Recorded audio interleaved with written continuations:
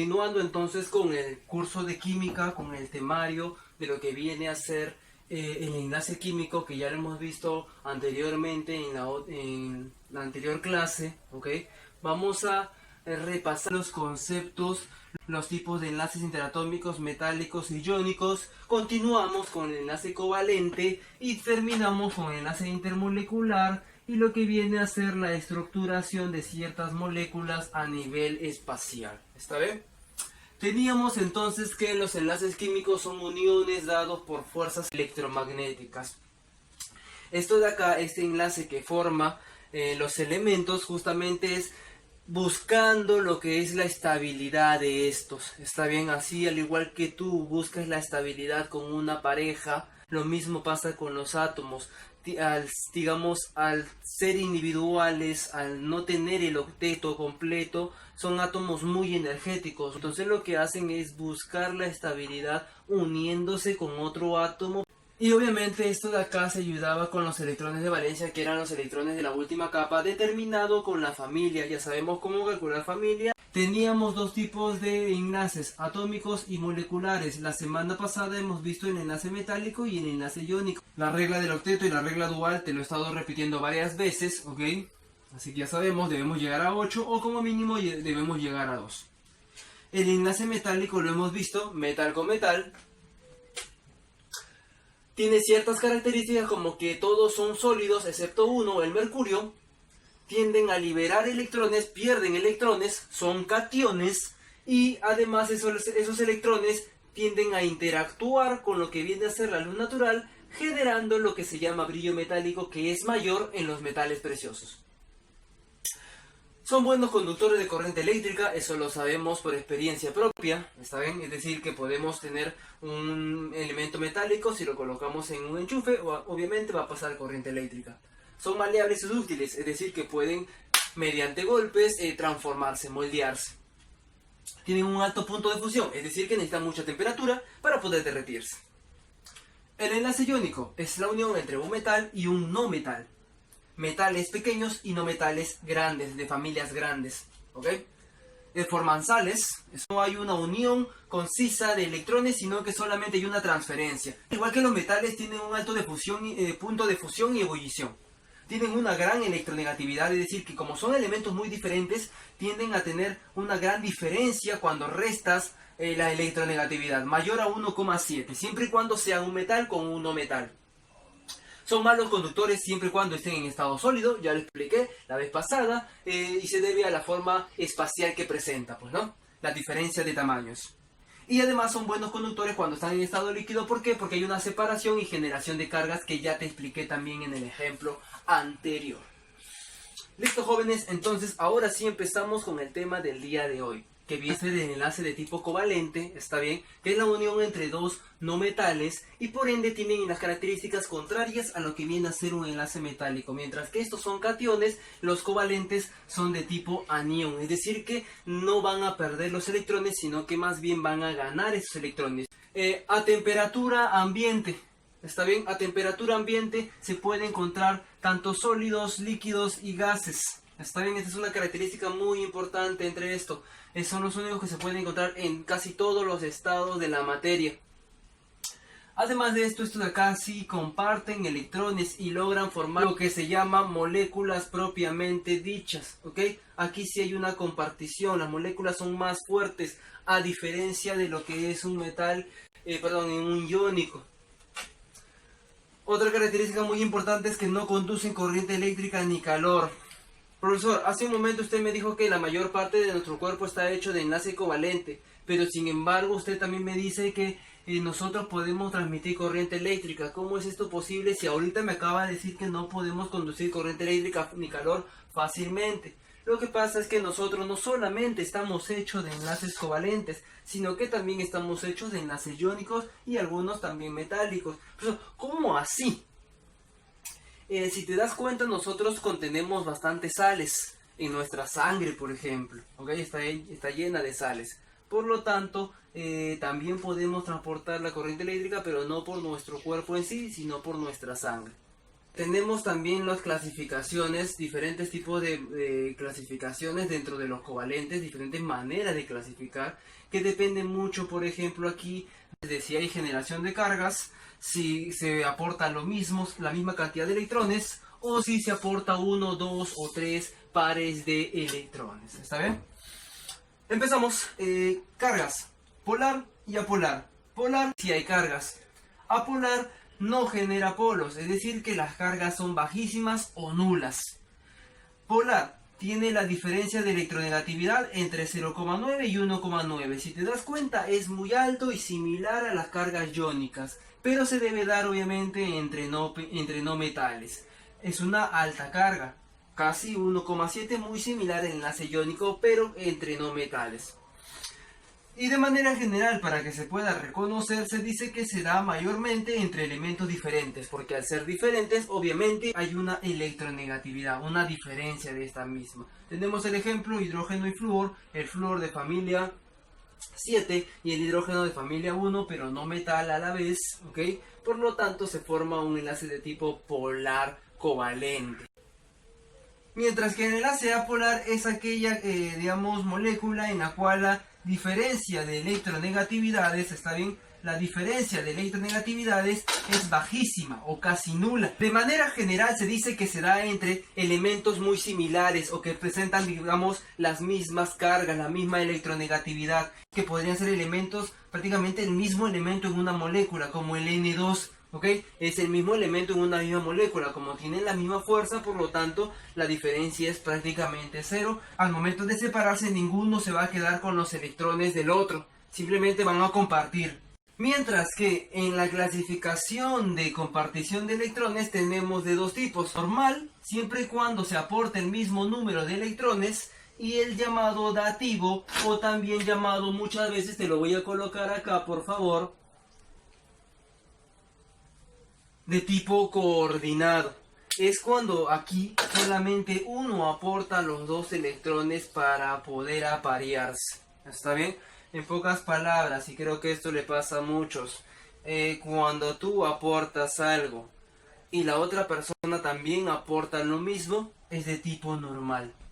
Cuando tú aportas algo en una relación, digámoslo así, y la otra persona no pone nada de su parte, es de tipo dativo o coordinado. Ahora bien, te voy a presentar un ejemplo que detalla justamente estas características de compartición de electrones. Cuando es equitativo, normal. Cuando no es equitativo y solamente uno aporta los pares de electrones, de tipo dativo o coordinado. Tenemos tres elementos que son de la misma familia de tipo 6A, que necesitan obviamente dos cada uno para poder llegar a su octeto, es decir, que deben compartir dos cada uno, ¿está? Para poder llegar a la estabilidad. Mira, solamente vamos a considerar ahora mismo, la unión entre el azufre central y el oxígeno, uno de los oxígenos. En este caso, el oxígeno que está hacia mi derecha. Ambos son de la familia 6A, por lo tanto, ambos necesitan dos. Digamos que este de acá, el azufre central, se va a unir al oxígeno que está a mi lado derecho, que vendría a ser su señorito enamorado. Se van a cenar, se van a una reunión, ¿ok? Muy bien, le dice Pancho, por favor, invítame a salir. Ya le dice, bacán, vamos por ahí. Este de acá le dice, no, pero si yo voy a salir contigo, obviamente ambos debemos dar la misma cantidad de dinero para poder salir y poder tener una buena noche, disfrutar.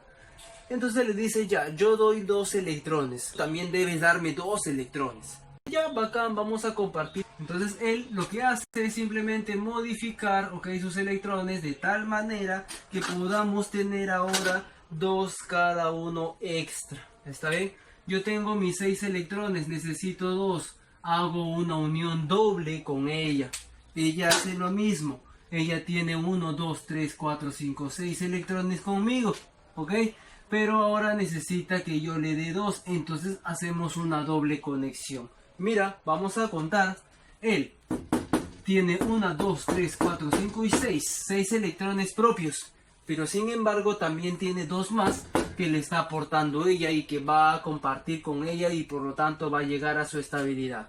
Ahora, ella, el azufre, Tiene 1, 2, 3, 4, 5, 6 y 2 que le está aportando extra el oxígeno su señor enamorado. Por lo tanto también llega a su estabilidad.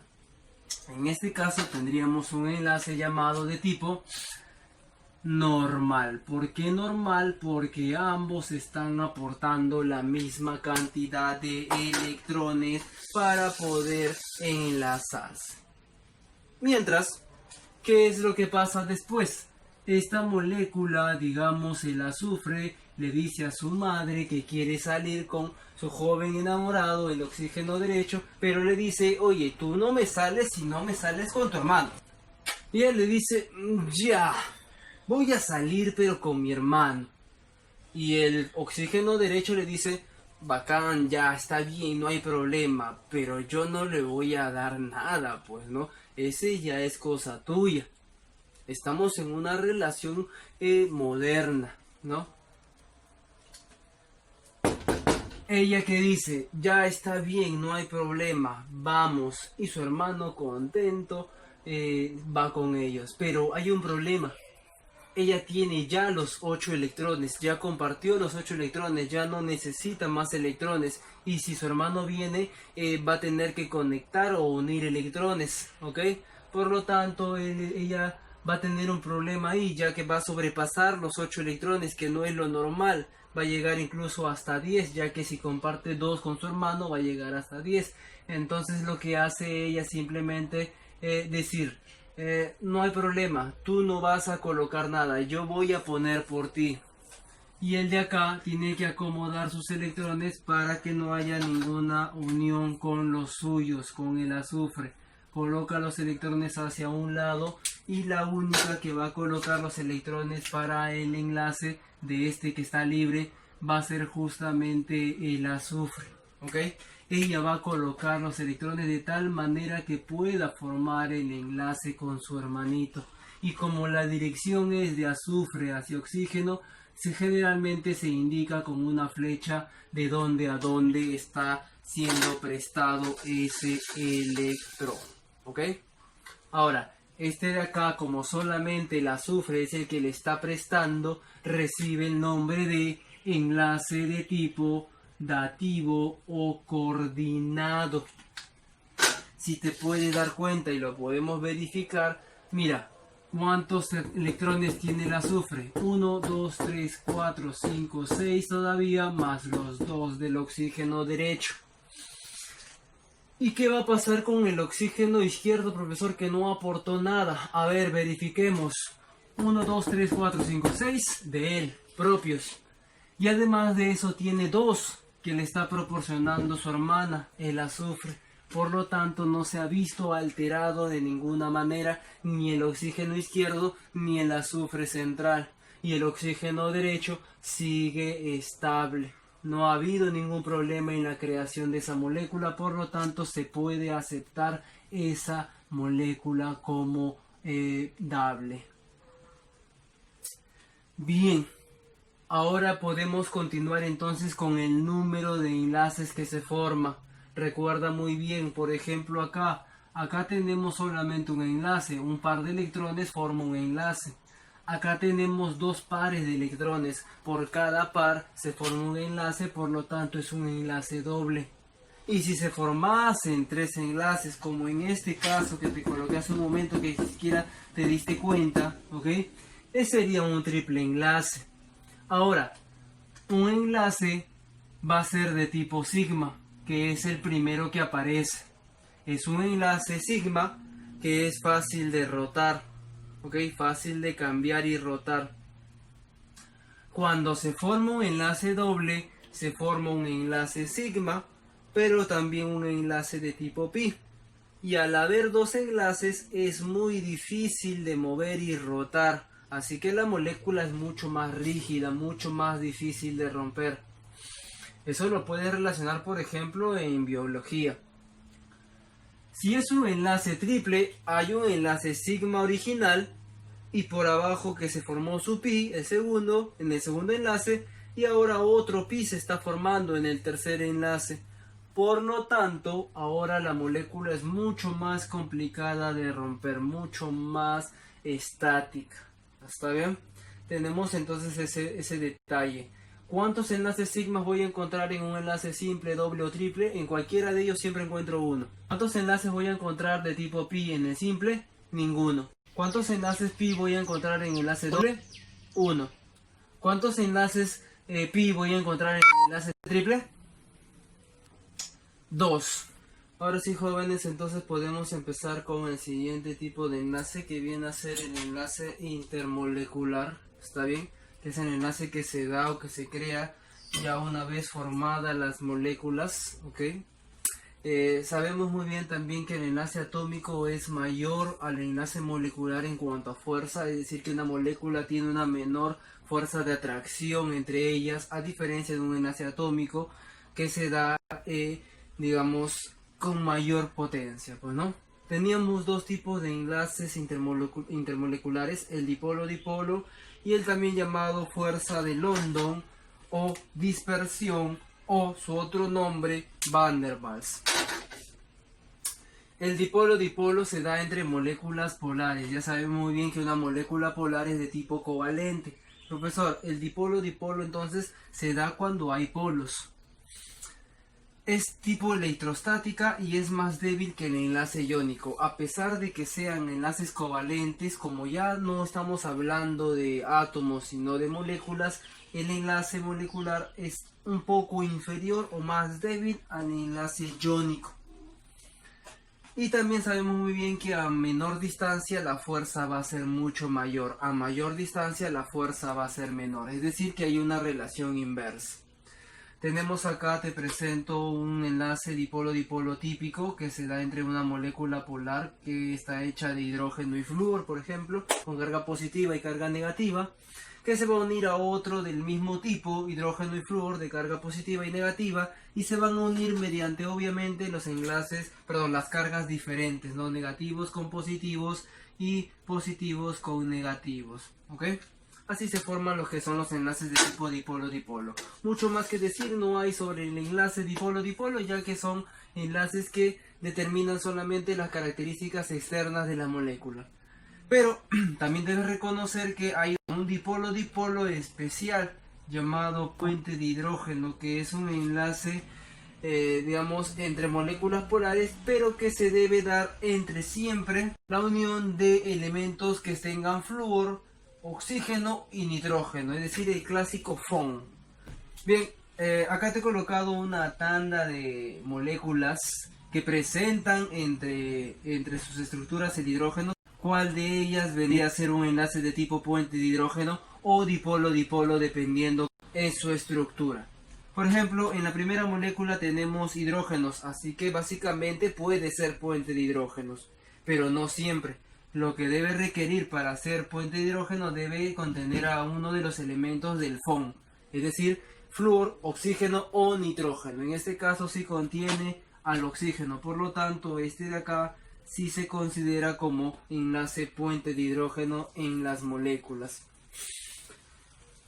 En la siguiente molécula tengo hidrógeno y flúor. El flúor también forma parte del puente de hidrógeno junto con el hidrógeno, por lo tanto sí es. En la siguiente molécula tengo hidrógeno y cloro. El cloro no está dentro del FON, por lo tanto no va a ser considerado puente de hidrógeno. Pero eso no significa que no sea dipolo-dipolo, porque sí es dipolo-dipolo, ya que contiene cargas entre elementos no metales.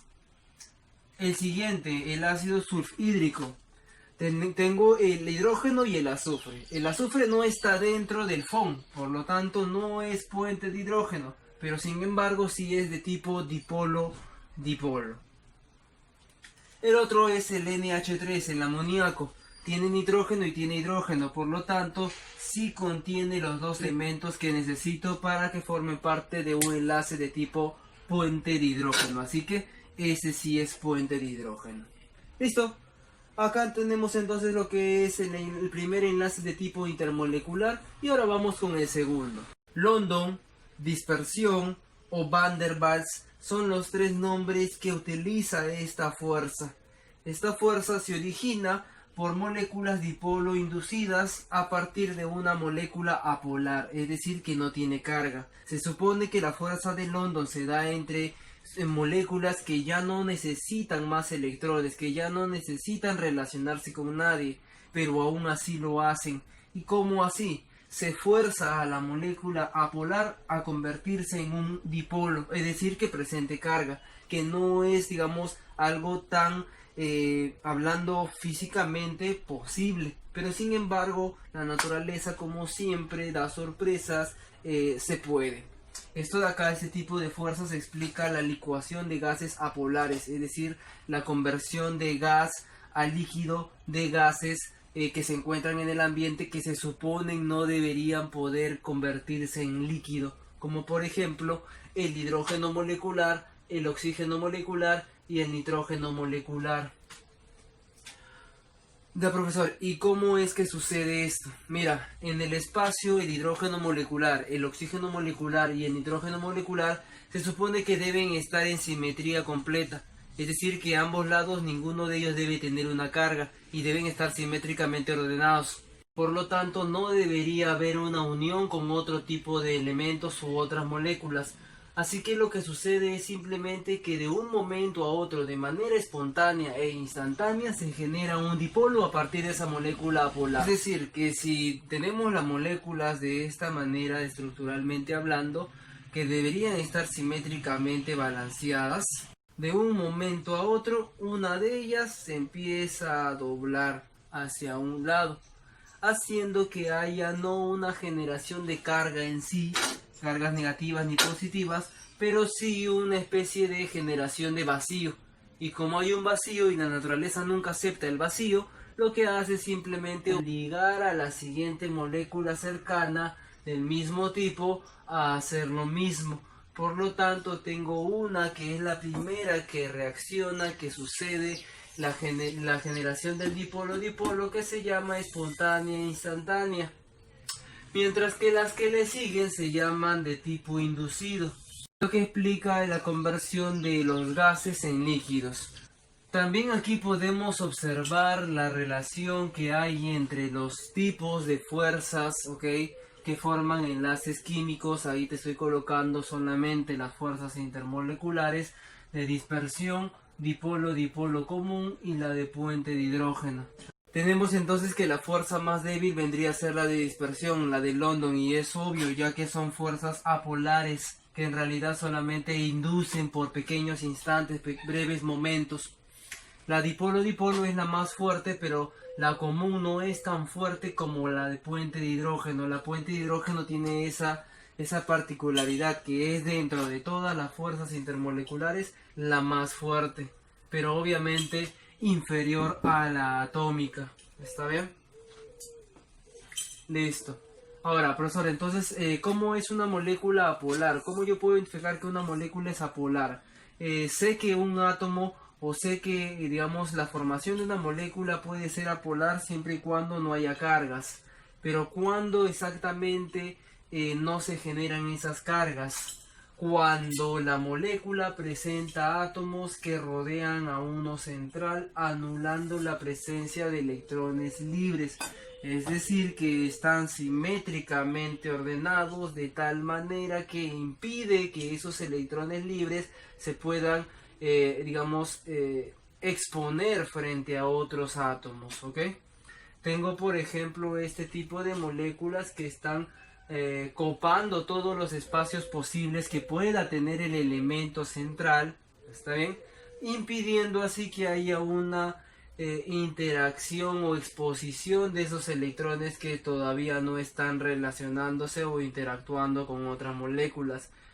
Pero ¿qué pasa si el átomo solamente está hecho de dos elementos y no hay un elemento central? Obvio, se considera apolar siempre y cuando esos dos átomos estén geométricamente o espacialmente hablando equitativos, pues no equidistantes, es decir, alineados. Punto final, ok. Letra E, estructura de Lewis a nivel de moléculas. Esto de acá te estoy colocando, ¿por qué? Porque también es muy importante poder crear o estructurar las moléculas para poder reconocer cuántos electrones son los que están interactuando y cuántos electrones son los electrones libres, porque te puede venir en una pregunta de examen de admisión para formar la molécula. ¿Está bien? Quizás te den esto, que es la fórmula general. En este caso te he colocado el ácido sulfúrico, H2SO4, dos hidrógenos, un azufre y 4 oxígenos, y me piden estructurar la molécula a nivel espacial. Entonces lo que yo primero debo hacer es reconocer cuántos electrones son los que tienen cada átomo en mi molécula, y además de eso, cuántos electrones como máximo posible podrían tener cada átomo en mi molécula. ¿Y eso no es lo mismo? No. Una cosa es tener la capacidad máxima y otra cosa es lo que en realidad tienes, es decir, los electrones que sí tienes. Por ejemplo, hidrógeno, azufre y oxígeno. El hidrógeno, como máximos electrones, ya saben muy bien por regla, puede tener hasta 2. Y como son 2, entonces con hidrógeno yo voy a tener máximo 4 electrones. El azufre, como quiere llegar a su octeto, el máximo puede ser 8.